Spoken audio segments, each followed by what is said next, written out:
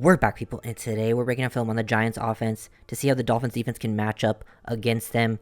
Looking at the Seattle tape, the Giants offense has not looked good all season long.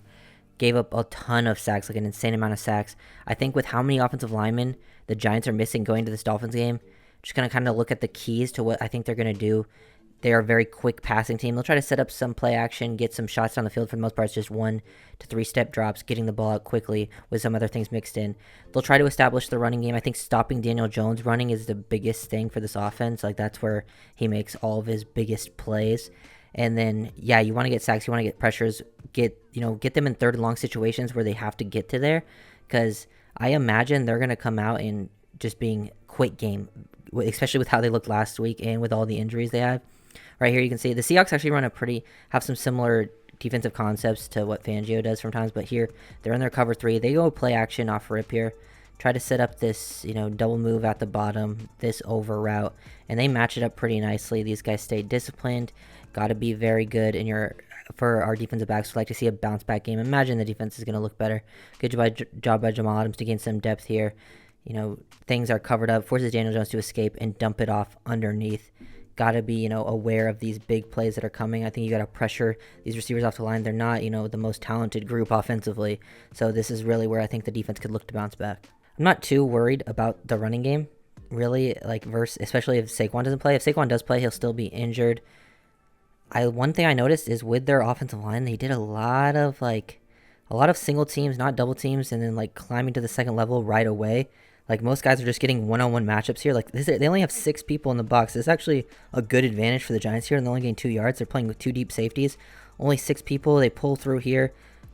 A linebacker comes down, helps them get one-on-ones. And if the Dolphins' defensive line gets one-on-ones, that's when I will feel a lot more comfortable at them stopping the run consistently, because they've been getting double-teamed a bunch and forcing the linebackers to make plays, and the defensive line is much more consistent in that area. So if they get some more one-on-one matchups like the Seahawks were getting here, forcing that, then yeah, the Dolphins defense should thrive in that area. Third and medium, got to keep an eye on Wan'Dale Robinson. He's back. It's like his 3rd game back from injury. They've been kind of easing him into it, but every time he's in the game, he was getting targeted a lot. Seahawks go man-to-man here, and they work some rub magic. This guy's, outside or playing too deep on his leverage here, and they just go option out route underneath. He just gets all this space to work with. A lot of quick plays like this. Wouldn't mind seeing some more press, some more guys squeezing into this. Robinson and Waller are going to be the biggest names to keep an eye out for receivers on this offense. The other guys are literally either, big receiver specialists or possession type guys. They do like to take their shots out of play action under center like this, get the play action down the field. They tried it multiple times. It didn't work a single time. Jones escaping. He ends up getting sacked here. That's one of the sacks, forcing him to hold on to this. DB's got to be disciplined. Going into cover 3, Dolphins run a lot of cover 3 here.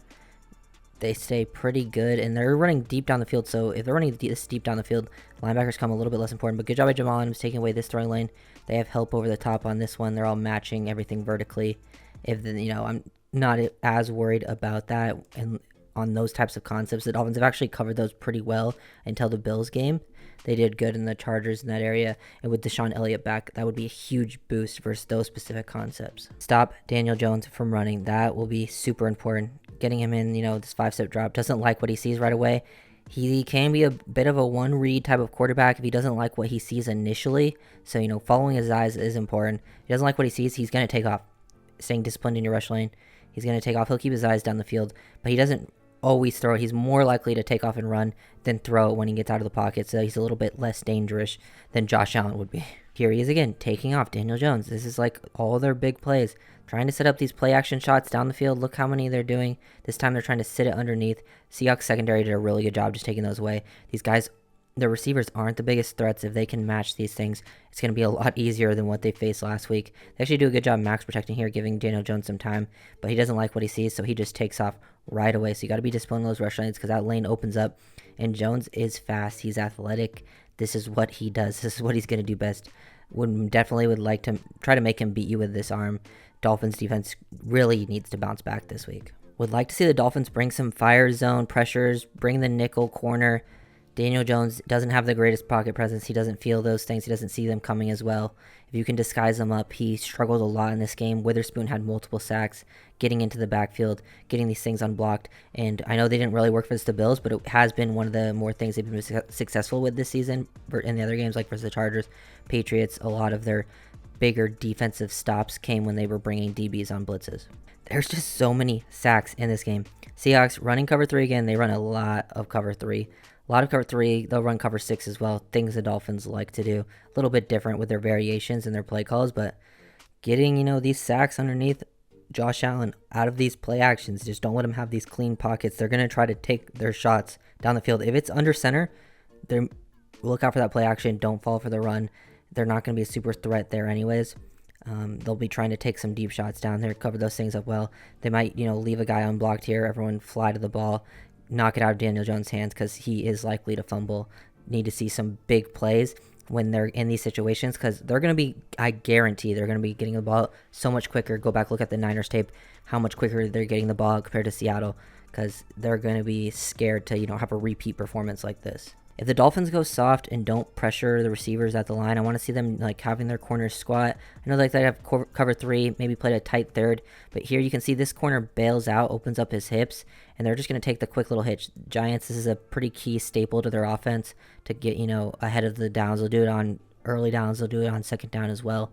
Like to see them mix things up, disguise more coverages pre-snap, show maybe that you're going to be in the third, then maybe have this guy squat down, be a cover 2 corner to the other side of the field, be a little more tight with your coverages, a little more man-to-man mixed in too, because I'm not super worried about these receivers.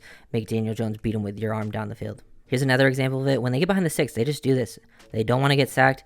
It's a quick one step, find your guy over the middle, get down and tackle. These guys, when I personally don't like this type of stuff, unless there's a ton of space to work with, when they just have to sit, you only get those few yards. It's a lot harder to get yards after catch when you have to stop your feet. Take advantage of these situations, jump these plays, because Jones, when in these situations, is a very, look down his target. We'll see him throw a pick later when he does this exact same thing. So, be willing to, jump and make those interceptions. Love this look here at the bottom. Seahawks playing a lot of deep third, and look how the corner baits this. This should have been an interception, a huge play. Drake Woolen at the bottom. They're running a lot of cover 3, and he just opens up his hips. This is what Jones sees. He sees him open up his hips. He's going to throw the quick out. He knows he has that leverage to the inside defender, and he thinks he's bailing to this side, but they're actually running, cover 8, and he's the squat corner right here. He's playing in the flat, and he reads it. You can bait this throw all game long, whereas Daniel Jones definitely need to be doing a lot of more pre-snap disguises with their coverages. Definitely have a chance to get pressure versus this offensive line. They can bring some blitzes. They can win very quickly. Seahawks go man-to-man here across the board. Cover these routes a little more tightly. It's a 3rd and long situation, so they know they have to run further past the sticks. They can't just give up an easy pass right away. They try to, drop Jones back, and he is not comfortable under pressure at all. They're showing a lot of pressure pre-snap. They slide, get help to the left, and it's just pure chaos in the middle. Let's put the right down. Here's the interception down on the red zone. The Seahawks go with their cover 3, and he just matches it and just misses the throw. Guy's in perfect position. I'm not sure what he's reading. He's just sort of that one read corner or one read quarterback, and he tries to throw the return, but keeps it to the outside, and Witherspoon takes advantage of this, jumps it, and ends up getting the pick 6. This offense is struggling a lot on pretty much all fronts. The offensive line, the quarterback play. They haven't had Saquon Barkley. The receivers are nothing special. They're not really giving Darren Waller, the tight end, very many opportunities.